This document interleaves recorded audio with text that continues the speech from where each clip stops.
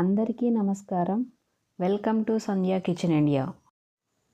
ఇవాల్టి మన ప్రత్యేకత కర్ణాటక వాసులకు ఎంతో ఇష్టమైనటువంటి మరియు బలవర్ధకమైనటువంటి ఆహారం ఒకటి చేసుకుందాం. దీనికి 1 కప్పు బియ్యం, ఒకటికి కొంచెం తక్కువగా కందిపప్పును తీసుకొని కడిగి 1 గంట పాటు నానబెట్టుకోవాలి. దీనికి లావు బియ్యమైనా వాడుకోవచ్చు. నిమ్మకాయ సైజ్ అంత చింతపండుని నానబెట్టి పెట్టుకోవాలి. 2 మీడియం సైజ్ క్యారెట్లు, 7-8 బీన్స్, 1 పెద్ద టమాటా, 1 క్యాప్సికమ్ని తీసుకొని ముక్కలుగా కట్ చేసి పెట్టుకోవాలి. సాంబార్ ఉల్లిపాయలు అవి లేని పక్షంలో నార్మల్ ఉల్లిపాయలైనా వాడుకోవచ్చు. 1/2 కప్పు పచ్చి బఠానీలు తీసుకోవాలి. ఇప్పుడు నానబెట్టి పెట్టుకున్న బియ్యం బేడల్ని కుక్కర్లో వేసుకొని 5 నుంచి 6 కప్పుల వరకు నీళ్లు పోసుకోవాలి. మన బియ్యం కందిపప్పు కలిపి 1 ముక్కాలు ఉన్నాయి కదా, వీటికి 5 నుంచి 6 కప్పుల వరకు నీళ్లు పడతాయండి. 1 టీ స్పూన్ పసుపు, 1 టేబుల్ స్పూన్ ఉప్పు వేసి 4 నుండి 5 విజిల్స్ వచ్చే వరకు ఉడికించుకోవాలి. రైస్ బాగా మెత్తగా ఉడికించుకోవాలండి. 1 విజిల్ ఎక్కువగా ఉడికించుకున్నా పర్వాలేదు, బేడ పలుకుగా ఉండకూడదు. ఉడికేలోపు బిస్బెల్లాబాత్ పౌడర్ రెడీ చేసుకుందాం రండి. స్టవ్ పై ప్యాన్ పెట్టి 1 టీ స్పూన్ నెయ్యి వేసి 2 టేబుల్ స్పూన్ల ధనియాలు, 5-6 లవంగాలు, కొంచెం దాల్చిన చెక్క, 1 టీ స్పూన్ మిరియాలు, 1 టీ స్పూన్ జీలకర్ర, 1 టీ స్పూన్ మెంతులు వేసి మంటని సిమ్లో పెట్టి వేయించి పక్కన పెట్టుకోవాలి. 10 ఎండుమిరపకాయలని తీసుకొని వేయించుకోవాలి. అదే ప్యాన్లో 1 టేబుల్ స్పూన్ శనగపప్పు, 2 టేబుల్ స్పూన్ల మినపప్పు, 1 టేబుల్ స్పూన్ బియ్యం వేసి మంచి సువాసన వచ్చే వరకు వేయించుకోవాలి.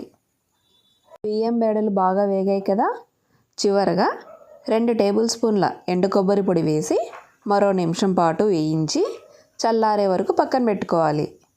స్టవ్ పై కడాయి పెట్టి 2 టేబుల్ స్పూన్స్ నెయ్యి వేసి వేడయ్యాక 10 జీడిపప్పు ముక్కలు వేసి వేయించి పక్కన పెట్టుకోవాలి. అదే నెయ్యిలో మనం ముందుగా కట్ చేసి పెట్టుకున్న క్యారెట్ ముక్కలు, బీన్స్, సాంబారు ఉల్లిపాయలు వేసి కూరగాయలకి సరిపడ్డ ఉప్పు, పసుపు వేసి మంటని మీడియం ఫ్లేమ్లో పెట్టి మూత మూసి 5 నిమిషాల పాటు మగ్గించుకోవాలి. కూరగాయలు మగ్గేలోపు మనం వేయించి పెట్టుకున్న ఎండుమిరపకాయలు ఉన్నాయి కదా, వాటిని కొంచెం ఉప్పు వేసి గ్రైండ్ చేసుకుందాం. రైస్ ఉడికించుకునేటప్పుడు వేసాము, కూరగాయ ముక్కలు మగ్గటానికి వేసాం కదా, ఇక్కడ చూసి వేసుకుందామండి. క్యారెట్ కాస్త మగ్గాక బఠానీలు, క్యాప్సికమ్, టమాటా వేసి మగ్గనివ్వాలి. అయ్యో, ఇంగువని ఫస్ట్ నెయ్యిలోనే వేసి ఉండాల్సిందండి, మర్చిపోయా కాబట్టి ఇప్పుడు వేసుకుంటున్నాను. మీరైతే నాలా మర్చిపోకుండా ముందే వేసుకోండి. ఇంగువ వేయటం వలన వంటకానికి మంచి సువాసన వస్తుంది, ఆరోగ్యానికి కూడా చాలా మంచిది. కూరగాయలు 50% మగ్గాక గ్రైండ్ చేసి పెట్టుకున్న బిస్బెల్లాబాత్ పౌడర్ని 4 టేబుల్ స్పూన్ల వరకు వేసుకొని పౌడర్ మొత్తం ముక్కలకి బాగా పట్టే రకంగా కలిపి మనం ముందు నానబెట్టి పెట్టుకున్న చింతపులుసు ఉంది కదా, అది పోసి మూత మూసి మంటని మీడియం ఫ్లేమ్లో పెట్టి 10 నిమిషాల పాటు ఉడికించుకోవాలి. బిసిబేలాబాత్ అంటే ఏంటి అంటే, బిసి అంటే వేడి, బేలా అంటే బేడలు, బాత్ అంటే అన్నం. దీనిని మొదటిసారిగా మైసూర్ ప్యాలెస్ కిచెన్లో చేశారు.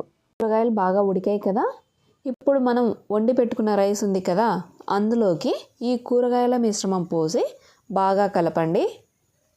అవసరమైతే కొంచెం వేడి నీళ్ళు పోసుకొని ఉప్పు సరి చూసుకొని 5 నిమిషాలు కుక్ చేసుకోవాలి. చివరగా కొత్తిమీర, జీడిపప్పులతో గార్నిష్ చేసుకొని ఇక సర్వ్ చేసుకోవటమే. అంతే అండి, వేడివేడిగా బిస్బెల్లాబాత్ రెడీ.